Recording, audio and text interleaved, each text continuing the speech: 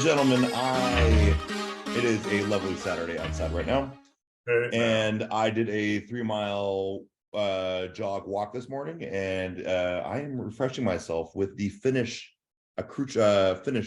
delight, the long drink. If you guys have not heard about it. No, So I've only had short drinks.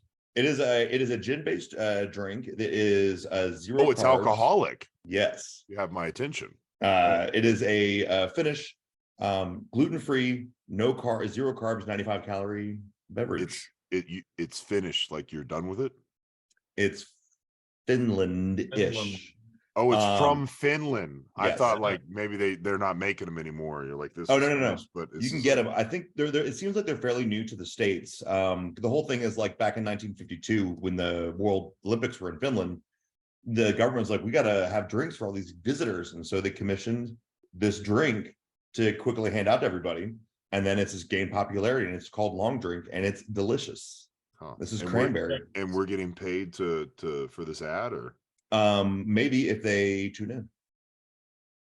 I think long drink. I have to try. I love you. Let's talk. I love you. Justin loves short drinks, but I mean Shane is not here, so we can't really talk about it. You know what though? What's funny is that you want a short or a tall when you ask that, and like it's you never get a tall if you know anything about drinks, because like they don't give you more alcohol in a tall. It's just more mixer. So you're getting more like diabetes and heartburn from whatever it is that you're taking. So use your head, guys. Be healthy about it when you're getting shit-faced drunk. So guys, what's going on this week in the world of wrestling and sports entertainment? So much is going on. Holy shit. After a nice, well-deserved break, we are back. I'm happy to say a lot happened while we were gone. I hiked 21 miles in the Colorado desert and in the mountains, and did a lot of fun stuff. So that's awesome, man. It's cool. Forbidden Door 2 was over the weekend while I was gone. I know that you guys watched that one in depth. I caught the highlights, so I'm up to speed with what's going on. But Chef, tell us why the longest pay-per-view in history needs to just calm itself down. It felt like the longest pay-per-view in history. Take your time and hurry up. Yeah, right. No, like the undercard was fine and it was good. But then we opened with the MJF and MJF match versus Tanahashi. Pretty decent. I enjoyed it. It was good. CM Punk came out and fought Satoshi Kojima. Not needed. Like the CM Punk got booed the entire time. Is there any build for that one at all? No, it was it's like the Owen Hart. It's the Owen Hart Cup tournament. Not needed. Is that the downside to the Forbidden Door stuff? Is that it's kind of hard to do builds since we're talking about people across the world and different. I think that's a fair assessment. Promotional. I mean, because it's like dream matches, but it's like dream matches, like you're playing with your with your wrestling figures as a kid, and you're like, let's put Jake the Snake up against the Ultimate Warrior or whatever, right? Like it definitely kind of felt like that as filler, probably because Tom Lawler got scrapped. No, Tom Lawler fought, but also Adam Cole got scrapped. Right. Oh, okay. And then after that, it was an awesome, Orange Cassidy, Zack Sabre, Shibata, and Daniel Garcia match. A little bit of that. That was awesome. They had so many awesome moments where they're like, we're all kicking. 2 people are kicking. You're kicking. All 4 kicking. And like, it was choreographed excellence, or I'm sorry, improvised choreographed excellence. No, I think you had it right the first time. Yeah. And then Jungle Boy had a match, not needed, against the champion Sonata. Not needed. He turned heel, right? Yeah, but Hook. That could have been a promo in the back. But yeah, he finally turned heel on Hook, which so that's gonna start the program there. Yeah, that's just that's a waste of a heel turn, in my opinion. Yeah, Jungle Boy is kind of I was really hot on him for a little bit when he was when they had the Jurassic Express or whatever, and they had the 3, and then they tried to bring on him. I just don't know that that great of a personality to have this singles run. He just doesn't seem to be able to get traction out of the pillars. You know what I mean? He needs to get better out on of the all mic. the pillars. He's the one that seems to have the least amount of traction. Well, I think, Sammy can talk some great trash. MJF obviously is legendary at talking trash. Darby Allin has the less is more talking trash. Darby Allin has stepped up to the plate. He has, Yeah. but he's not, okay, you've got 30 seconds and he lights up 30 seconds. He doesn't, need, bumble around. Yeah, he's not a Darby's talker. got Sting.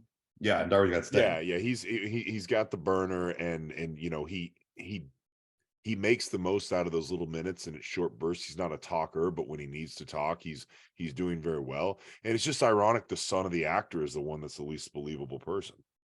Yeah. Yeah. I like Jungle Boy, love his hair, super jealous of that. But great wrestler. I mean, he's got the it factor as far as the look. He's just, I don't know. They need to do something else with him. I don't know. Yeah. Come back and bring him back as like a millennial jaded degenerate, like more like his dad, like, like make him like the Luke Perry, but make him like Dylan in 90210, like, I mean, why not? Don't, if it's not broke, don't fix it, right? Like, he was wearing, if you notice, he was wearing his dad's leather jacket in the ring on Wednesday.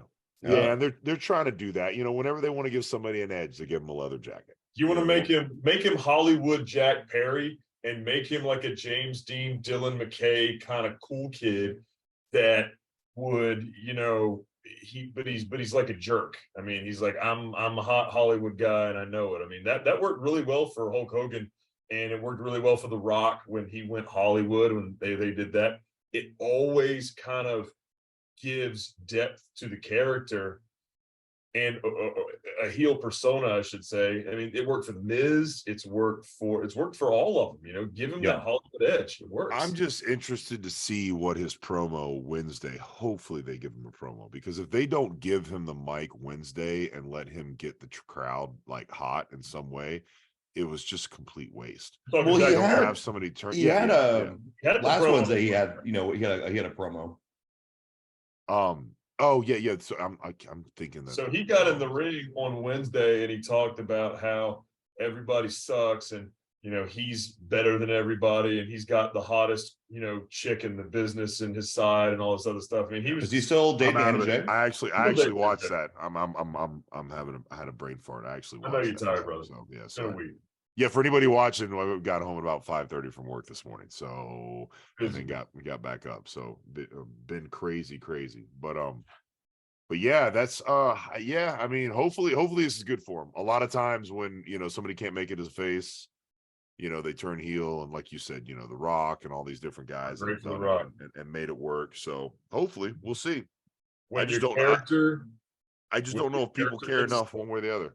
Go ahead. When your character gets stale, the best way to bring somebody back to caring about you is to turn them. It doesn't matter if they're a heel or a face or whatever. The best turns are the natural turns, which gives me a good little segue into my man LA Knight. Yeah.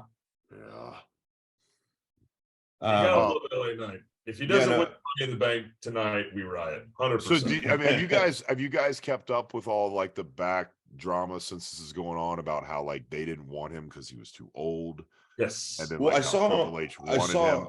That pisses me off because he's not that damn old. It's like you 41. think you think that you're like it's like that meme where it's like, oh, I'm not that old and to play sports, and it's like, and here comes the oldest player in the game, 32. It's a miracle he's still with us. It's like, what the fuck? Held together with tape and glue. He's our age, guys. He's our age. The guy looks phenomenal. You can't tell in his body. His face may be a little bit weathered or whatever, but I mean, like, the guy lived with John Moxley, you know what I mean? Like he's been in it for a minute, and like, they don't think about that when they think about John Moxley. I don't know why they would think that. It's crazy. Well, speaking of John Moxley, that was sorry guys, speaking of John Moxley, the next match on Forbidden Door was the Blackpool Combat Club versus the Elite with Adam Page and Eddie Kingston and Ishii. which it was a good match, of course. Oh, Moxley got bloody. Shocker. And no exploding shoes this time. No exploding shoes. There you go, Tom. That one's for you. That was for Tommy. There's a storyline in this that I really want to maybe come to fruition. When the Blackpool Combat Club loses, doesn't happen often, but when they lose, who's always the person to get pinned? Yuta. I think the Blackpool Combat Club needs to be like, dude, you're the fucking weakest link. You're out. Yeah. We can't rely on you. You're the one who gets us these L's. That would be a cool turn for Yuta.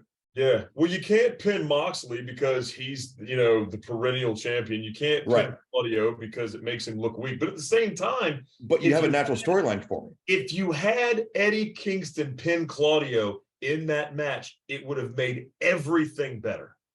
Everything. The Ring of Honor title picture gets relevancy. This story between Moxley and Eddie Kingston, which is now bleeding over into Moxley's marriage to Renee, as we saw. I was about to say, what do you guys think about the Renee being involved Wednesday? Oh, I think it's perfect. Yeah. Why? Why? We suspend reality so much in pro wrestling. Our suspension of what's the belief to make things okay. Yeah. Disbelief. Yeah, the suspension is like, okay, I get it. But when you make it real, like really real, when Renee's like, John, what the hell is going on, blah, blah, blah. And then Eddie comes out, she gets between them and does the pull apart. And then she yells at John to piss off. And then she tells Eddie to fix this. That was great TV because, we pulled the curtain down. We've broken down the fourth wall, especially with CM Punk. Kayfabe's dead. You need to make things believable. And I know that they take shots at Renee, like MJF talking about, Renee's husband, this and that and the other when he was kicking his ass. But everybody knows that Renee Paquette is John Good's wife. John Moxley, John Good. They know. You know this. They have a child. They have a home. They have dogs. They play hockey with each other at their house in the pool. And it's like, they have a squirrel that they can't get rid of at their house. They have a squirrel. So it's like, yeah. So why not say, okay, we want to get slightly involved, just a little bit. They finally acknowledged on WWE TV when she was an announcer, and it was just like, well, yeah, because duh. So why not give her a chance to expand and have a part in this? I think it's great television. Yeah, I agree. I do think that what I want to happen is I just want them to all hug it out. I think that's the best end. I think everybody, the Elite and the Blackpool Combat Club, they should just hug it out, and they can come up. I think they should all form one super group, and they can call it the Blackpool Bullet Club. Oh my God! And I think then we're just gonna have the BBC running wild over the wrestling area, like they did back in the NWO days. I'm all for it.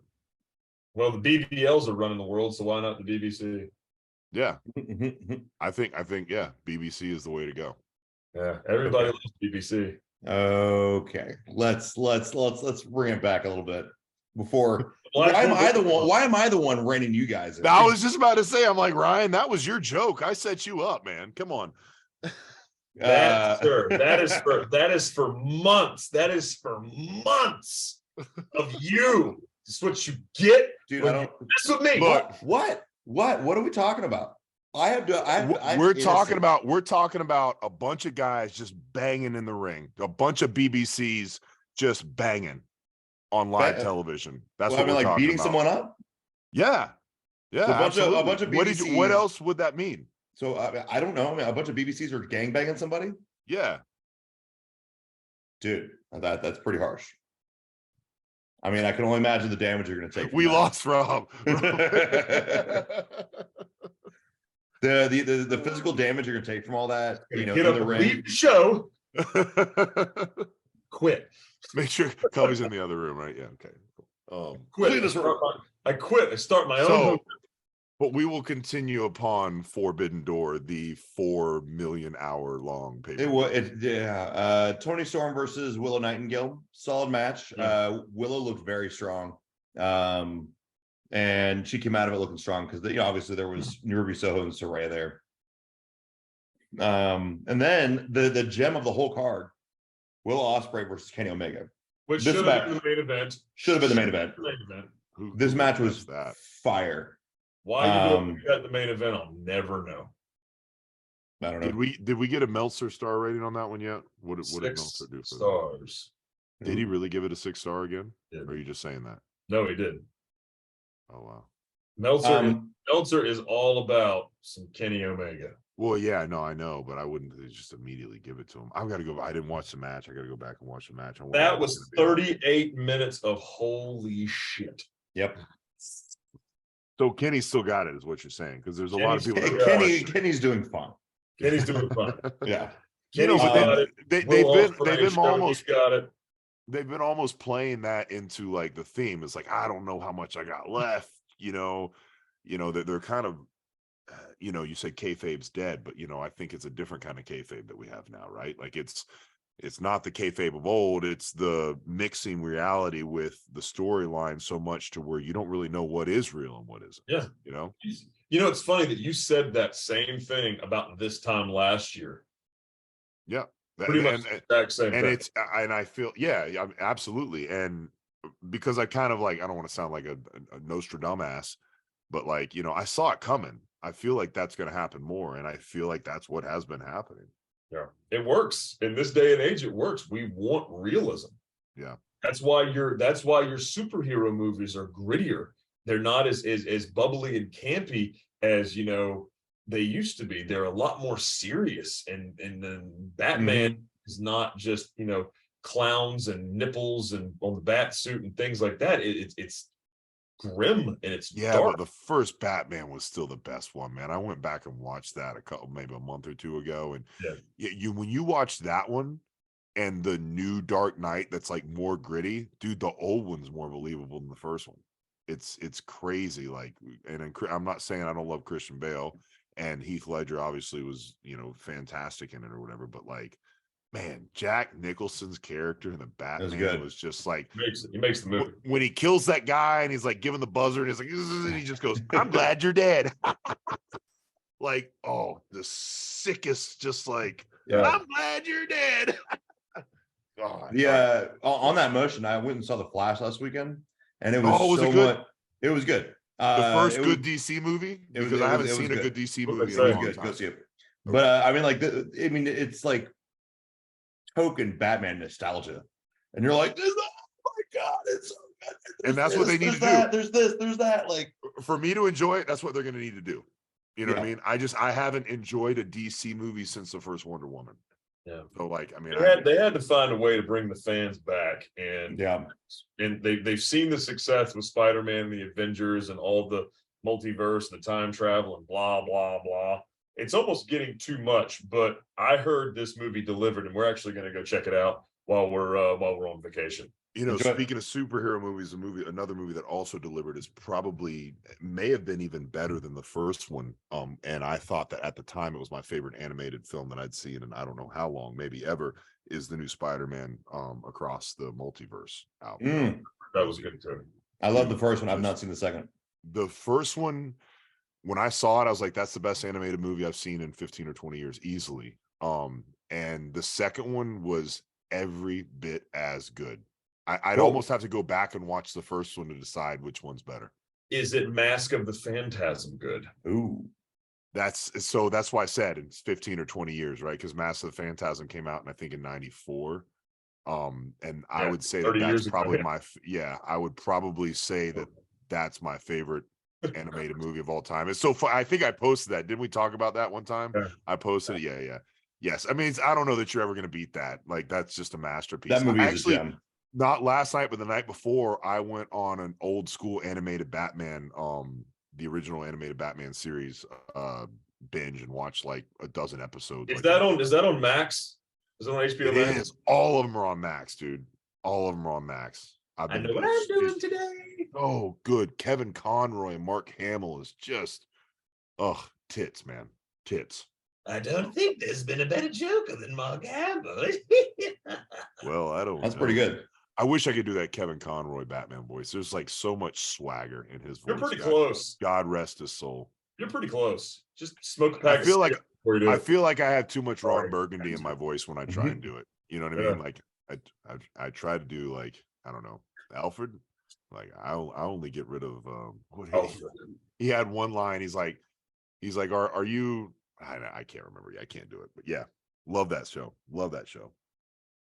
So, but enough about bats. Yeah, Omega and Ospreay delivered a beautiful match to the point where Ospreay's got a crimson mask on, and it only made his eyes look bigger and white. He gives Kenny the one-winged angel. He kicks out at 1. yeah. Ospreay loses his Skittles over. I mean, just move after he can't do it the same way. Exactly. Only Kenny Omega does it. It's a different move when anybody else does it. They probably messed it up. But what I did like here is, well, one thing I didn't like and I did like is what I didn't like is AEW needs to figure out what the rules of being a ref is. There's been instances where Audrey Edwards comes out and reverses the decision. Like, no, they cheated. I saw it. Like, you're not the ref. Yeah. And in this match, the referee throws out Don Callis and everyone cheers. And then Don Callis comes back out and he lets him stay. It's like, well, dude, like, where's your power?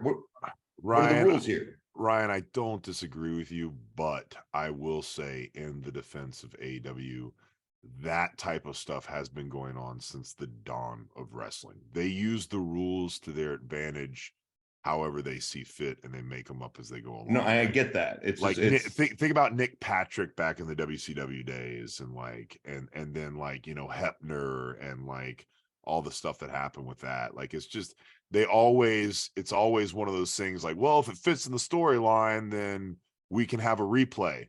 And then like, oh, well, this week we don't have instant replay. It's like, right. Unfortunately, it's not the NFL. I don't know that it would be better or worse if it is or whatever, but it can kind of make you like, which one is it, right? Yeah, the smart mark, I guess it does kind of make you be like, well, pick one and stick with it. But sure. Piggybacking on that real quick, super, super quick. I think that in championship title matches that they should have video review a la the sports leagues, NFL, NBA, things like that, just because I feel like it gives a little bit more legitimacy to the titles.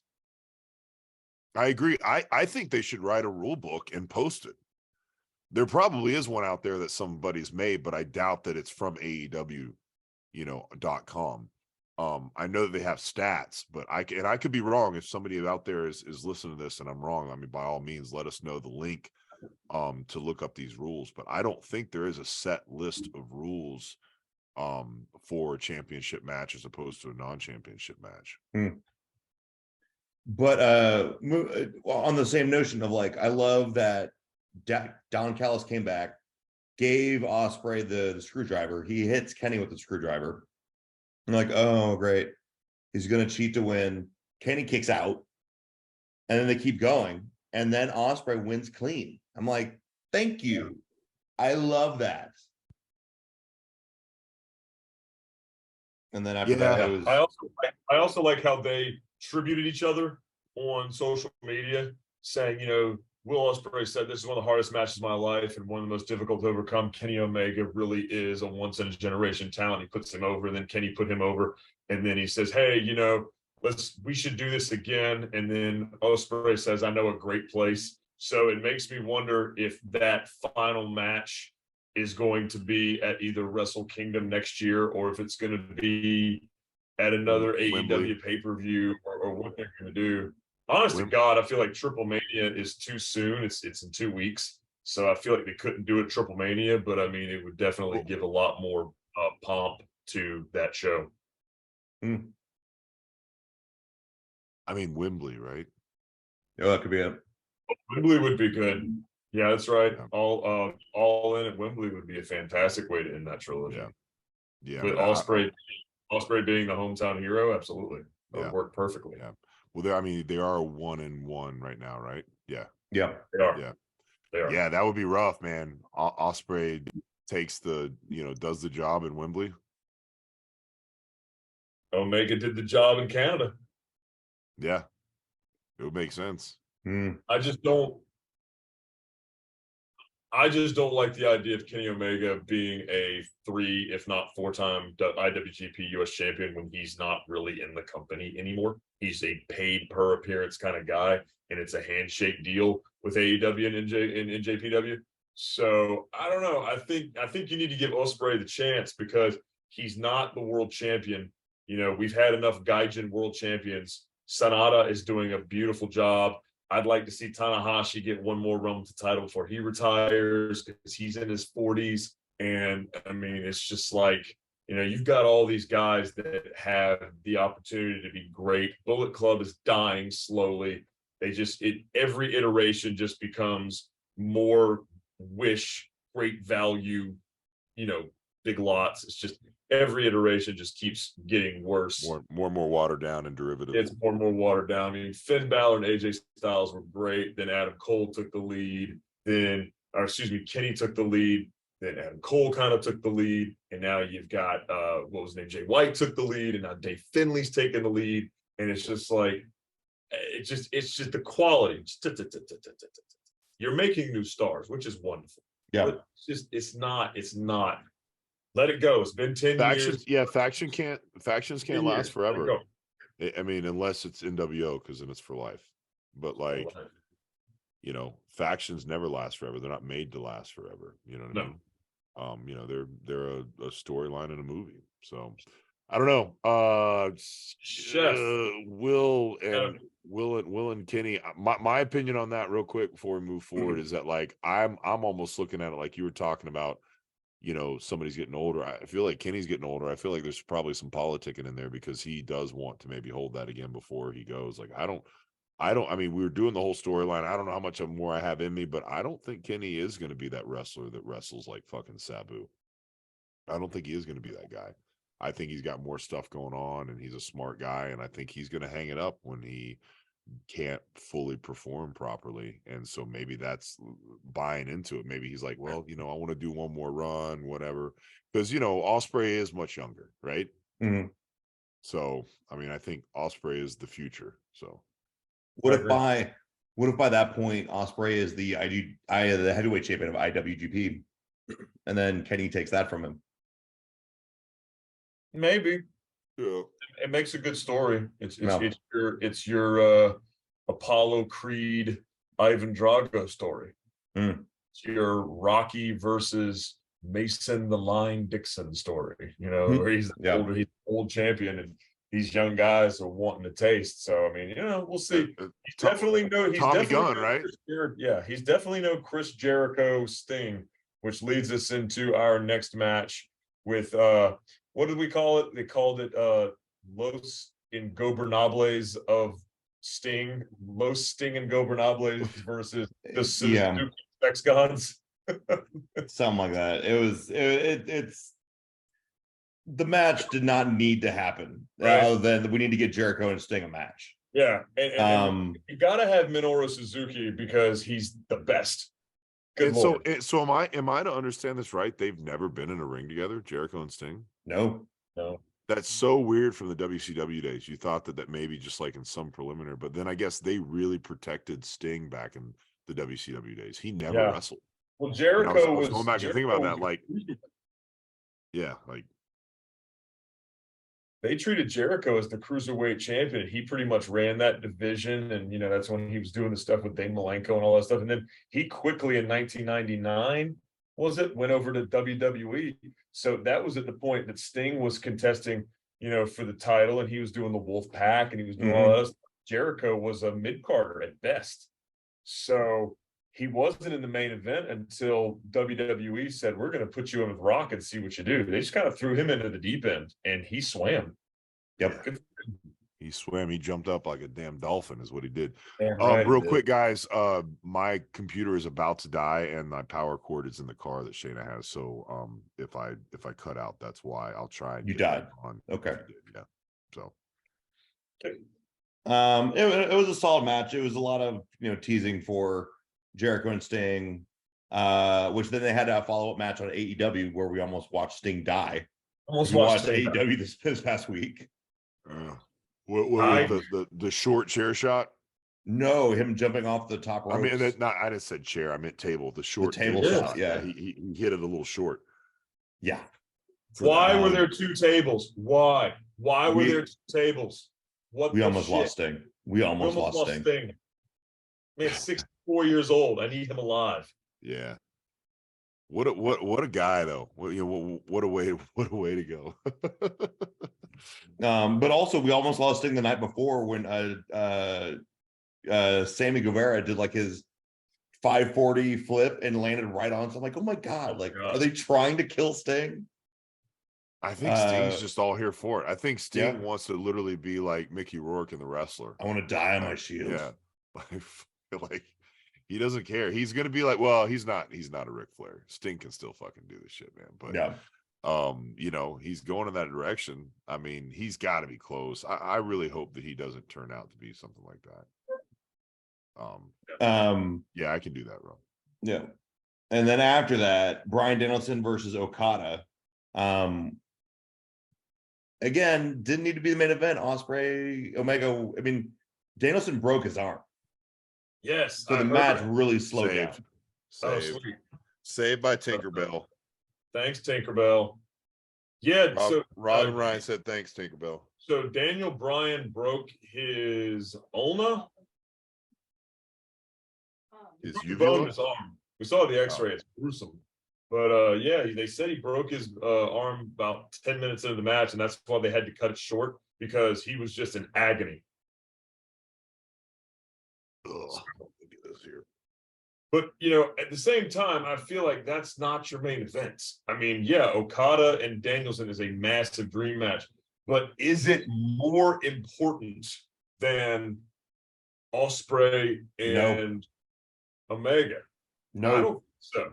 Well, neither were a title match though. Neither were a title match. Yeah. I mean, the US title was a title match. The Omega Ospreay was a title match, but Danielson and Okada were not. It was just the fact that they're two of the biggest stars in the industry right now. Okada probably being the biggest star in Japan. Yeah, WWE would have had the title match on last, right? WWE. Well, actually, that's an interesting point of contention also because Money in the Bank kickoff is on right now, and the rumor is Cody and Dominic Mysterio are going to end the show. And the only reason to end the show is if Brock comes back and costs Cody the match. That's the only reason that should be the main event. If not, the Bloodline should be the main event. No question. No question. The Civil War match? Yeah, no question. Why? Why would you? Why? I mean, Brock's a big name, I get it, but I don't think that Brock Lesnar returning to, challenge Cody for their rubber match is more important than this Bloodline Civil War. Yeah, the Money in the Bank matches are going to be great, and they'll probably open the show with the men's or the women's, probably the women's. But damn, what are you doing putting Cody on last for 2 shows in a row like this? Really 3, because it was Backlash and it was Money in the Bank, and didn't he close the show on another show for no reason other than it's just Cody? Well, yeah, no, Backlash, and I think it's just those 2. I think. Yeah. What was the last pay-per-view? It was Backlash. Was it? No, it was Crown Jewel. Crown Jewel. Yeah. And that they didn't close that one. That was Sammy, right? Yes, that's right. Hold on, I'm looking. Night of Champions. Or was it? Or did he close Crown Jewel? Night of Champions was the last one. And who closed that one? Kevin Owens and Sami Zayn defeated the Bloodline, Roman Reigns. So that was the tag team match. The Undisputed Tag. Brock and Cody were on second to last, and Cody was beat by technical stoppage, by referee stoppage. Yeah. So okay, that makes sense. But still, it's like get them mixed up. You've got him going on last or almost last on 2 of the last 3 major shows with nothing on the line, no title, no nothing. So it I don't know. I love Cody. I think he's a great worker, and I hope he's champion sooner than later. Maybe next year, WrestleMania. But it just seems like it's short-sighted not to put your biggest draws on last, and that's the Bloodline. Yeah, do Mm. you think the idea though is that like maybe Cody right now needs to feel like he's in the spotlight? I mean, because he is a big star, he is a big draw, but like you could put the bloodline on wherever the fuck you want to, and it's not going to affect their status and their heat, I you guess. know, and that drive. And I feel like if you start putting Cody on the mid card, he's going to start feeling like a mid carder. Oh, 100%. You You know, know? he's. I mean, as Cody, like he didn't leave AEW for a mid card position. He left AEW to be the champ. Exactly. He probably has a clause in his contract, I bet, of some sort. You know what I Maybe. mean? He has to main event a certain amount of pay-per-views like per year or something. I bet there's something like that there. Well, then put the title. But yeah, Yeah, so he that gets was the title. I agree. Yeah. that was Forbidden Door. Finish the story. Finish him. I mean, Bryan Daniel finished Okada by submission with a broken arm. Pretty respectable. Which is amazing because I don't think Okada has tapped out in a decade. Yeah. He hasn't tapped out since he's been the Rainmaker gimmick, I'm pretty sure. Mm. And I mean, he's had Well, he did. Maybe Sonata tapped him out for the title. Maybe, I don't remember. When I think Sonata beat him by pinfall, but I'll have to check on that later. But it's rare to see a top babyface tap out ever. It's rare. Mm. Yeah, that's not really a babyface thing. That's weird. I wonder why they did that. I wonder what, you know, they're just trying to make Brian look like a killer now. Yeah, maybe. They've done a pretty good job of making. making Now you got a guy with a broken arm whose momentum is completely dead because he's going to be on the shelf for 4 months. You know, he doesn't have to be though, man. He can. He's still got one good arm. He can hold a mic with it. You know what I mean? Like, I mean, come on, Cody. Look, Cody he's wrestled... a heel. He's a heel, and he's believable when he works. So he's got, you know, he wasn't good on the mic when he started, but like he's a very, very good promo, and he can you know, bleed into that. Like he can use that to his advantage. You know, like I mean, he can be a fucking cowboy Bob Orton if he wants to. Like, you know, there's plenty of stuff that he can do with that. I mean, he did the whole look. The guy got over a vegan gimmick. Yes, he did. Like, you know what I mean? Like he can stay on television. He can stay on television with a broken arm.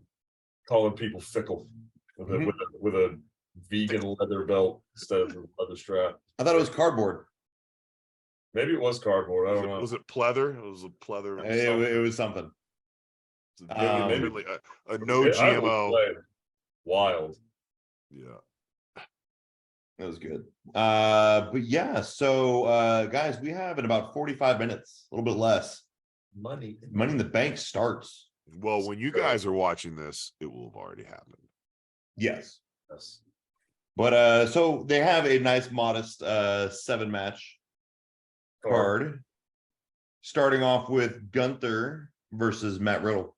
Is this going to be I mean, this could also change everything up else. We have no idea. Yeah, so you got Gunther and Matt Riddle. Matt Riddle's got an injury. They have taken out his ankle, which he loses almost his entire moveset because he's a striker. So his kicks, his Bro Derek, his Broton Torpedo, all of his moves off the top rope. He loses a lot of his moveset with his ankle being bad.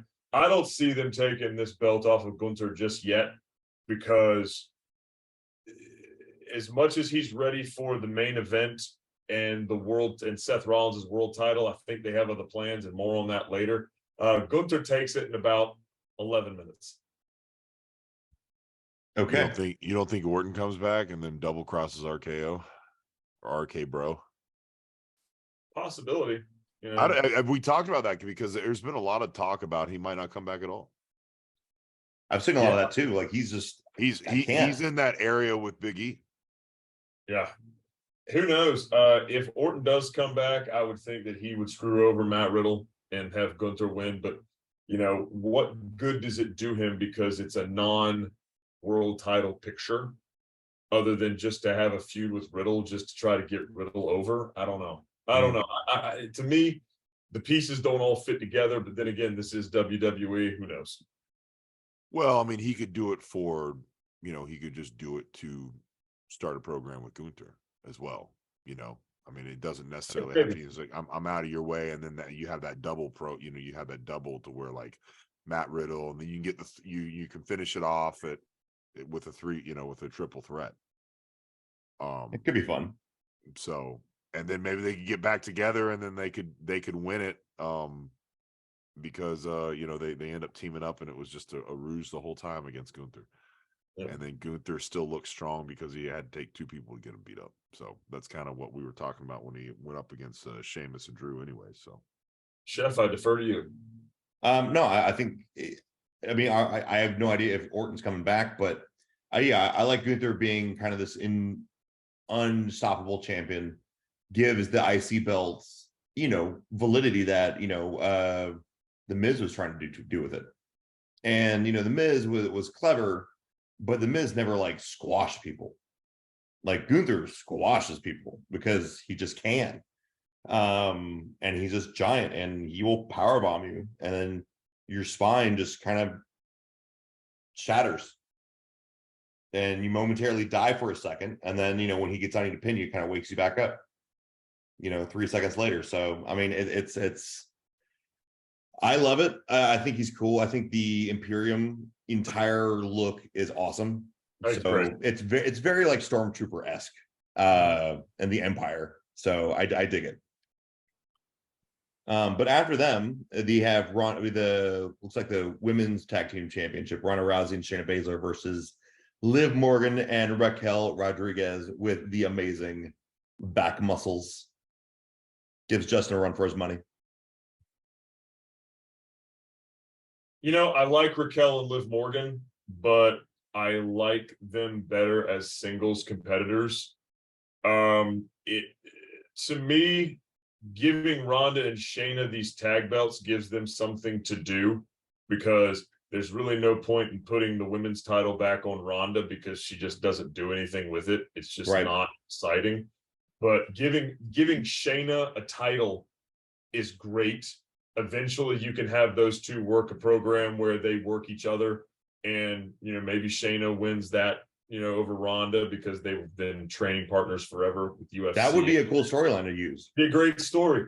But I just I feel like you need to get those belts off of Ronda and Shayna sooner than later, but at the same time, you don't have a women's tag division to really do anything. You're just throwing tag teams together. I mean, what are you going to do? I mean, Shotzi, you're going to break Damage Control up tonight in the women's match because they think that Io is going to win. But it's just like, then you have no real tag teams. You got Alba Fire and Isla. They just lost. You got Katana Chance and Caden. They're just sitting on the sidelines waiting for an opportunity. So the women's tag titles is a great idea, but until you have a really good, dedicated women's tag division, they're just flopping around.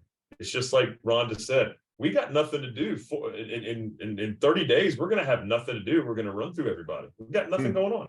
I feel like the women's tag belt division is purely for cancel culture, or purely for political reasons. Like, well, we have to have one so we don't get bitched at. Like, because they're not doing it. It's not there. The women's division is fantastic. It's the best in the world. There's not, hands down, no one's close. But like, it's still just not. They haven't put any emphasis on it. There's zero reason to have it, in my opinion. Other than they're just trying to. They want it there because there's a tag team division for the men, so the girls have to have one. And that's the only thing that helps you. Go ahead. The only thing that helps you is if they defend those titles in NXT. I thought that was the plan. They were going to start bouncing. It was the plan. It was the plan until the pandemic happened. Yeah. And so what happened? Go back to it. Like, yeah. I mean, like, that's what I'm saying. You had a good plan. Do the plan. Yeah. They had the plan for the women's tag titles because they called them the WWE Women's Tag Team titles. It wasn't the SmackDown or Raw tag team titles like the men have. It was one set of titles. And when the pandemic happened, they're like, well, shit, we can't have people going from brand to brand because of the pandemic. So what do? We're just going to make the brands separate, and we're going to have NXT have their own women's tag belts, which the NXT should still have women's tag belts if you're not going to defend these titles in NXT. Give them women's tag titles. Just let them have them, because it wasn't hurting anybody, and you were developing a great tag division.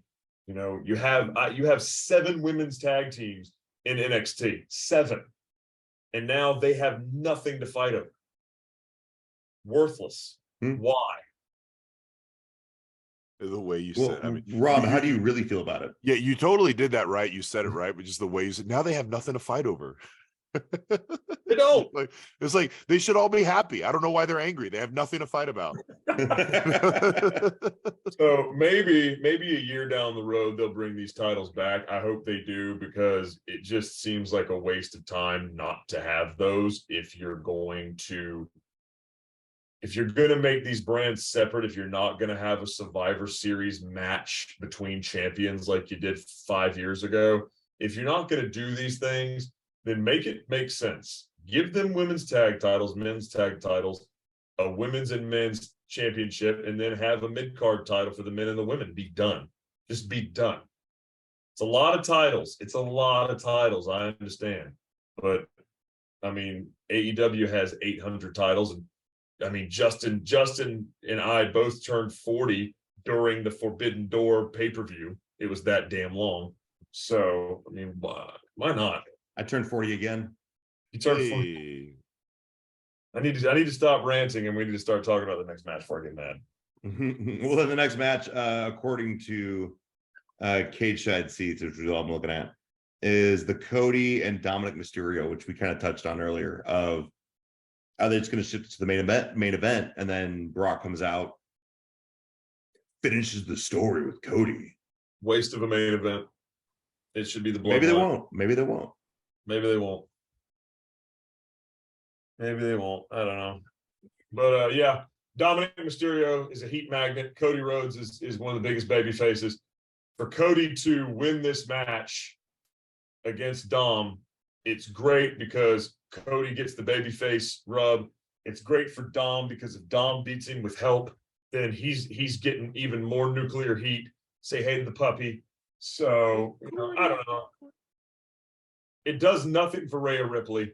It does everything for Dominic. It does a little bit for Cody.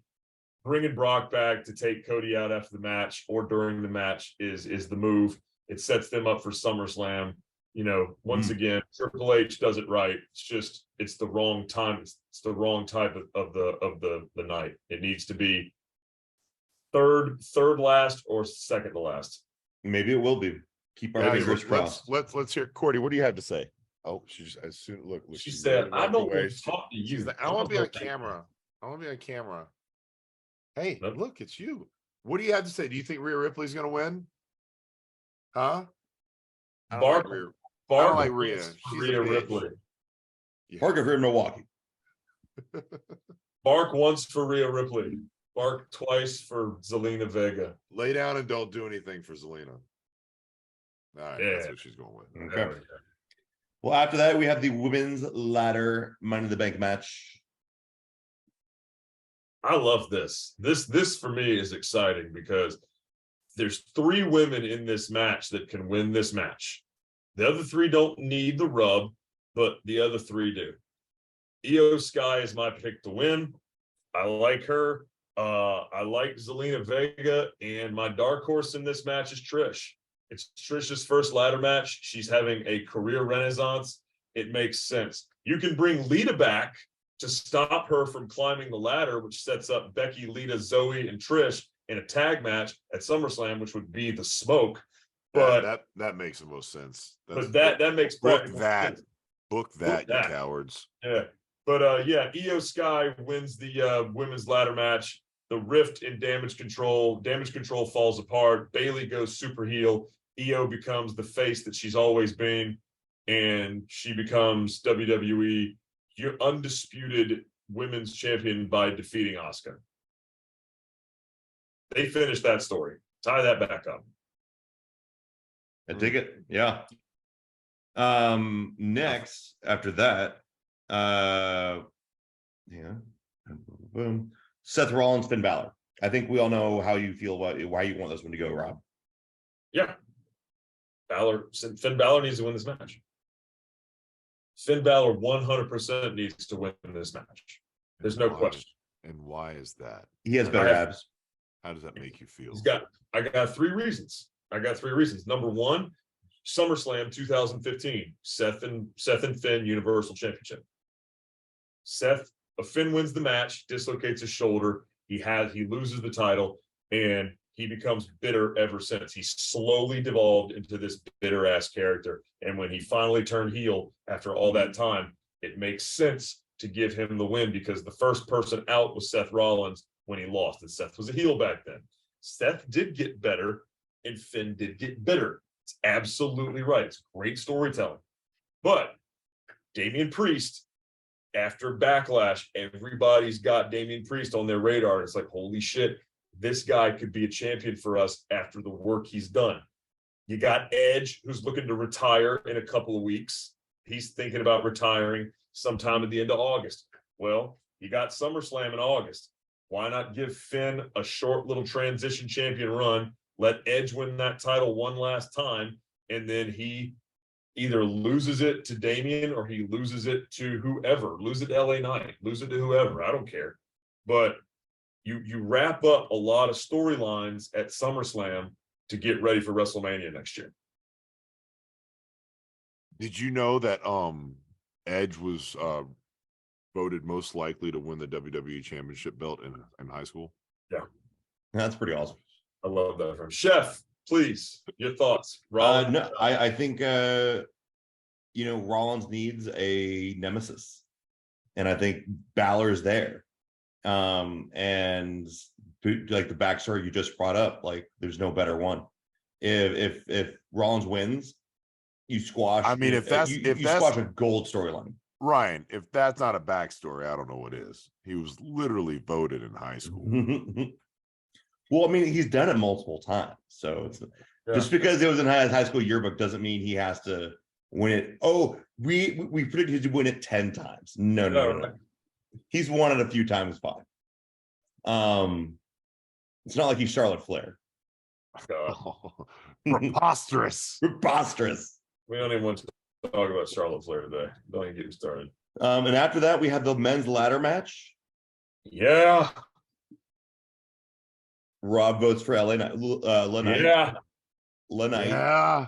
Yeah. I love LA Knight, man. Big fan. Such a good guy. For an old guy. Yeah, it's almost he's our age. For an old fart, yeah. It's a miracle. He's the oldest player in the game.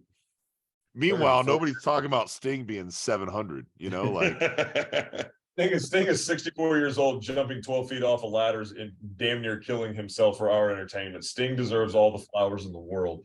But yeah, man, it's like, it's so crazy about LA Knight because he was huge in NXT. He was huge in NWA. He was huge in Impact Wrestling.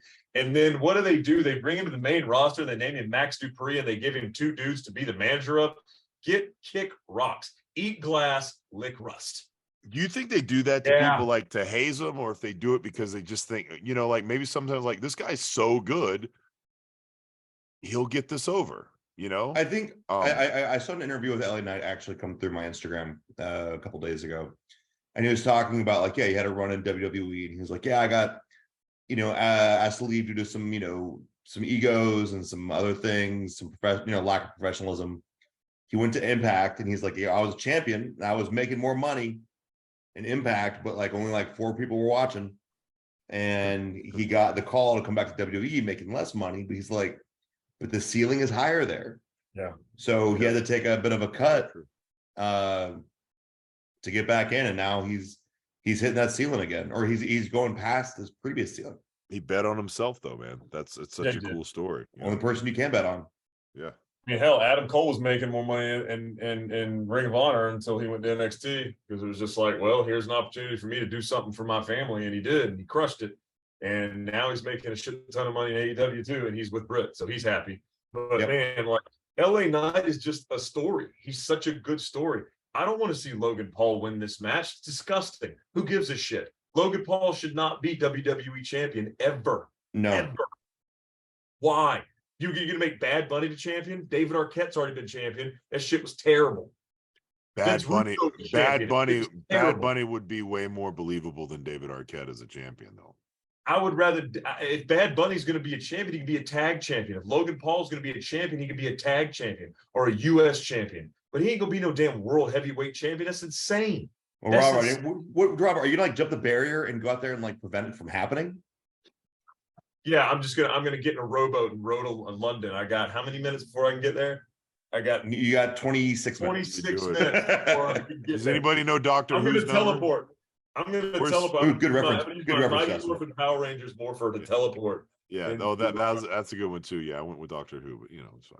Doctor Who works there. Just because they're in Britain, that's why. Just because they're in England, yeah. I'm gonna go hop Just in my appear in the TARDIS. ring. Yeah. Just the telephone booth. Yeah. Or crap, what was it called, Ryan? The what- TARDIS. TARDIS. There you go. TARDIS. Yeah, TARDIS. I'm a giant Doctor Who fan. I'm not. I like Doctor Who. I'm not a big. What I've noticed is that most people that are Doctor Who fans are like Doctor Who fans. Like, Okay. there's not a whole lot of casual fans of Doctor Who. It's like Lord of the Ring fans. They're very like. I'm not saying they're similar, but just like the intensity. It's like Green Bay Packer fans. Like, you don't just have like, who do you like? I kind of like the Packers. Like, no, you got fucking cheese stuck on your head. And you're like, oh, like. No, I mean, Rob, I mean, Justin, I'm gonna say I am that person. Like, I love Doctor Who. I've watched all the episodes, but I'm not like I'm watching it. I'm watching the whole series for the 7th time again. Yeah. But no, I keep up with it. And I love the show. I think the Doctor is a incredible character. Do you have a TARDIS sticker on your truck? I used to actually until I got my Jeep. Yeah. So Money in the Bank, we have do we care? We just want LA Knight to win. Should I go through who's on it? Do we I care? want LA Knight to win. I wanted them to give him everything because he, for some reason, I don't know what it is. Maybe it's because he's old, but like he just Make the reminds old me. guy win. Yeah. He reminds me of the Attitude Era. I don't know. I mean, he Yeah. reminds me of a guy that would be in the Attitude Era. He's probably He's the a only throwback. one. He's probably one of the only ones. Like maybe Gunther and like Imperium. Yeah. But like, I mean, it just the gimmick and everything else. It feels like that time, that era. Okay, so I don't want to talk quarterback. about anybody else in here. I got $20 in my wallet, all in LA Knight. All in. LA No, Knight. it's Money in the Yeah. Bank we're talking about. Money in Yeah. the Bank we're talking about. Not all in. Yeah. It's a couple weeks. I'm going all in. Speaking of this match in general, just this one match here. Ricochet is fantastic. Shinsuke Nakamura is one of my favorites. LA Knight is phenomenal. Santos Escobar, the former King Cuerno in Lucha Underground, love him. Luis is great. Sorry, Damian Priest is great. You said Ricochet. You should have said Prince Puma. That's true. That's true. how I if you're doing. I'd like to see. Now, even though Ricochet and Santos are on different brands, Raw and SmackDown respectively, I'd love to see those two have a match. I'd love to see them have a stare down in the ring, just for the fans that get that gimmick.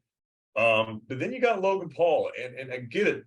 Logan Paul going into SummerSlam as Mr. Money in the Bank, it's great because it gives legitimacy to the fandom and Hollywood. It brings a lot of new and different eyes to the product, and that's great PR for WWE. But who wants to see Logan Paul be the champion? Not I, said Coach Rob. I have less of an issue with Yeah. Logan Paul being the champ than I do him being the Money in the Bank winner. Like I think that like you can have a part-timer because they had a Brock Lesnar, they've had a Roman Reigns, they've had a John Cena. You've had part-timers be the champ, but I feel like Money in the Bank, the Money in the Bank holder, that's the future, and you use that as kind of like Right. the King of the Ring gimmick like they did. I feel like that can't be someone that shows up once every other month. Yes, correct. Yeah, I agree. This is a match. This is a match like the Royal Rumble, like the Money in the Bank, like the King of the Ring, that they take somebody who's on the cusp of being in the main event to elevate them. This is why these matches exist. They exist for elevation of the stardom for the worker. The And only way that happens, if we find out the next day that Logan Paul has signed a multi-year full-time contract with WWE and he turns into, a Miz of sorts, right? Like he was he was the reality star or whatever, and then he went through the Tough Enough. What was the Miz was on Tough Enough. Well, that's what it was. Yeah.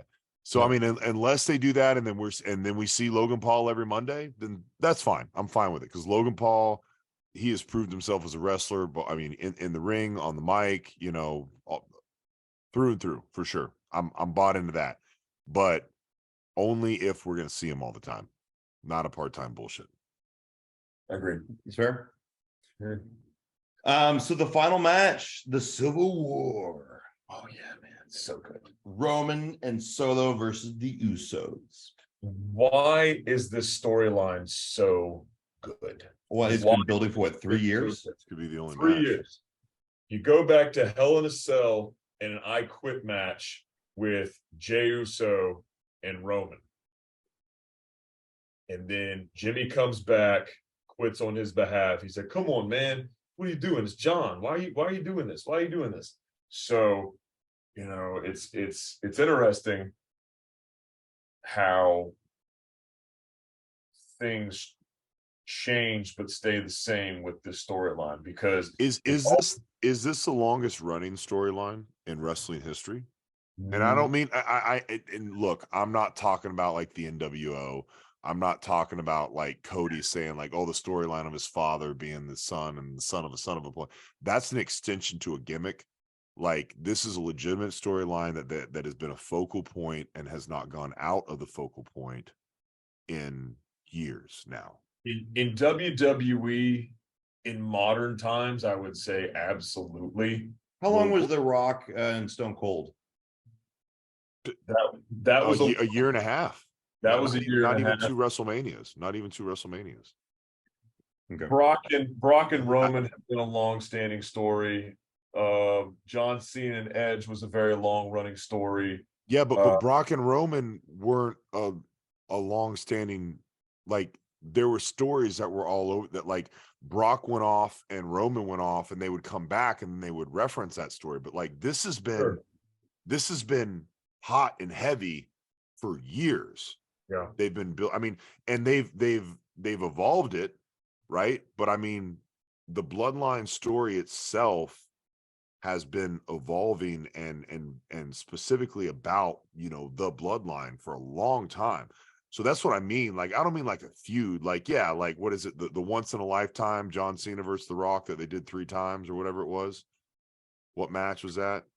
Like, yeah, like they did that, but that wasn't a feud. That wasn't a gimmick for years. It was literally just they go their separate ways, and then when they need them for the billboard, for the marquee, then they start the storyline back up. But this has been ongoing, and I can't remember a time, and since I've been watching since the 80s, where something has been like that. Maybe the 4 Horsemen, but I feel like there's so much iterations there, like. And even that was like back and forth and different promotions and stuff like that. And it wasn't really the same. It was more of just a group that kind of stayed together. But I mean, that's also in the NWO. Like I know you took it off the table at the beginning, but like I feel like the NWO lasted forever. Like it was the 90s. That's the thing, I know though, it wasn't, but they kind of didn't. Like they kind of didn't, right? Like it started summer or late 97, right? And then it was really over before 2000. Yeah. So, yeah. And I mean, and so that was maybe 2.5 years there. Right. And then even that wasn't really a storyline. There wasn't. Now, if you would have said Sting and NWO had gone that entire time, then that would make sense. Yeah. But like, that's a single feud, and that feud that lasted one season. Really I think a year. Yeah. To lead up to Starrcade 97, right? Was it 97 or 98? Yeah. It was Great American Bash 96, and I think it concluded at Starrcade 97. Yeah. So that was like a year and a half, but that was a build-up for one match, and then it was done. Yeah. Yeah. One of the greatest builds of all time. Clearly, tremendous. Yeah. I'm just glad WWE lasted long enough for that match to happen because back then they were starting to freaking fall off because Russo was taking over and Turner wasn't really in control much anymore, and they had sold Turner Media to AOL, and things just got weird. You had Jared, Double J and Russo with Hogan in there, and that was it's a whole other conversation.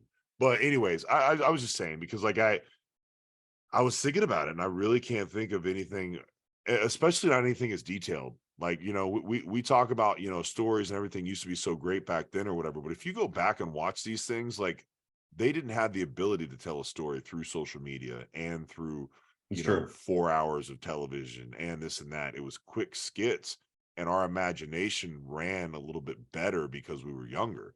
But I mean, but on that notion of like, do we need 4 hours a night of pro wrestling?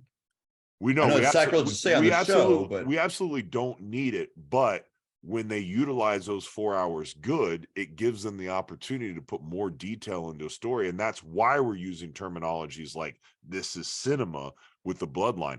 I don't remember a time in history in wrestling where we were saying that about right. But else. The thing is, my point being is, like, going back to Forbidden Door was so long, like I got disinterested by the main event. I was on my phone. Totally agree. It needs to come down to less is more. Like, we have 4 hours, we just stretch everything in 4 hours, because if I'm in the bathroom, taking a shit, I might miss the good promo because you wedged it in between two other matches. Here's the thing, though, they're not really doing promos on pay-per-view so much. If Forbidden Door had buildups like, Mania 13 or something like that, then you wouldn't have minded it being 4 hours, right? Because if we remember last WrestleMania, it was ridiculously long too. That's a good point. But the stories have built up. So I don't necessarily just think it's the duration. It's what do we have invested into those matches? You didn't have shit invested into half those matches, Ryan. No, so that's why you're like, this could have just been a really cool Dynamite, 2 episodes of Dynamite. Yeah. So like really good episodes, super great matches, but AEW always has great matches. Mm-hmm. Their in-ring showcases, probably the best. So, I mean, it's definitely up there. So I think it's the buildup. It's the buildup that makes it drag. You know what I mean? It takes away the drag. Yeah, the buildup can take away it dragging. You're right. Yeah, that's a better way to say it. Yeah. Okay. So guys, we're almost out of time here, but who do we predict is going to win in Civil War? Man, it's got to be Roman, right? Captain America or Iron Man? Yeah. Who's who? Yeah, really. It's tough because how do you advance the storyline? If Roman and Solo win this match, I don't see how you can advance the storyline. I don't see how you can keep this thing going because it's done. But if Jimmy and Jay win, especially if Jay pins Roman, then oh my God, we have another opportunity. We have a SummerSlam match where Jay can go up against Roman for the title. We have a match where you can do something with that. Or does Solo turn and join his brothers? Or the really, really big thing is, the rumor is Jimmy is going to turn on Jay and rejoin the bloodline, and then Jay's out. And then Jay's on his own on a quest to try to take out the bloodline by himself. Now, all of those to me are compelling arguments. I think it's a little unrealistic to have 1 versus 3, but no, because you got Sammy and Kevin. Yeah, you got to hang on them.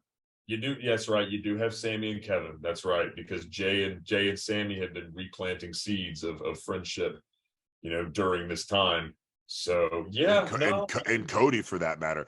I think the door is wide open for this one, and it's also not forbidden. I think that you can very easily make either one of these teams win. I don't think it's quite as like locked in as you may think. I mean, Heyman alone, right? It's very, very easy to let Roman win and Heyman be involved, and then that sets up that Jay clearly had Roman pinned, and then now you can set up that program that we've all been waiting for between the two of them, or for that matter, we can set it up to where Jimmy was going to do that, and then Sammy comes in and you start a program with Sammy and Jay, with no titles on the line. Like, that'll get you more traction, and that could draw you into next Mania, And it's a great way to book themselves out of the corner. Yeah. So, I mean, I feel like, obviously we know that Triple H has the long-term story in mind, much more so than previous, even though I guess technically he has more hands-on now, Vince does again, but who knows? Again, that's like more of that kayfabe shit. Who knows what's real? But it's like media. You can't everything in media. You don't even know is it fake news? What's going on? But we won't get into that. But no, I think that there's a lot of opportunities with this. I have no prediction as far as like how it's going to end. I like to think that Roman's probably going to win, just because I feel like they're going to want to keep him looking strong. And if he wins, it can be through deceitfulness, and it doesn't make Jay look weak. And if Jay and them win, it can't be through deceitfulness. So, well, one thing is for certain: we will have all of this for you guys next week on episode 21, and you will have it when you're watching this. Right. I have a confession, guys. Let us know in the comments what happened. Yeah, I have a confession. Yeah. I don't know which one's Jay, which one's Jimmy. Oh, Jesus Christ. You're racist. Jimmy's got the long hair. The same between Jimmy and Jay, and between they're twins, people. Logan and Jake. You can't tell. I can't tell. Ryan's that old senile man. That's why he wears the glasses at. He's actually right. I don't want to see these bags. He's got one eye. He's got crazy eyes. Well, guys, we will have the fallout for Money in the Bank next week on episode 21 of Better Than Broadway. Please, please, please, please, please check us out on Spotify, on YouTube, on Amazon Podcasts, Apple Podcasts. We have an Instagram at Better Than Broadway. We don't have a website yet, but we'll get one. And if you want to sponsor our show, hit us up on the gram. Long Drink, we're looking at you. Yep. We want you. Liquid Death, we're looking at you. Omaha Steaks, we're looking at you. If you're good enough for the Jericho podcast, you're good enough for Better Than Broadway. Raw supplements, protein powder. We're just going down those anything we want. Chris Bumstead, get out. Sony TVs. We want you too. Anything that would help my monthly budget. Yeah, exactly. Apple computers. We need more of those. All right, guys, it's been fun. I can't tell them I got a PC and a Samsung. They won't join us. It's been real. It's been fun. It hasn't been real fun. We'll see you guys later. Catch you guys next week. Happy wrestling. Yeah. Peace. LA Knight for president. Yeah. Finish the story. Okay.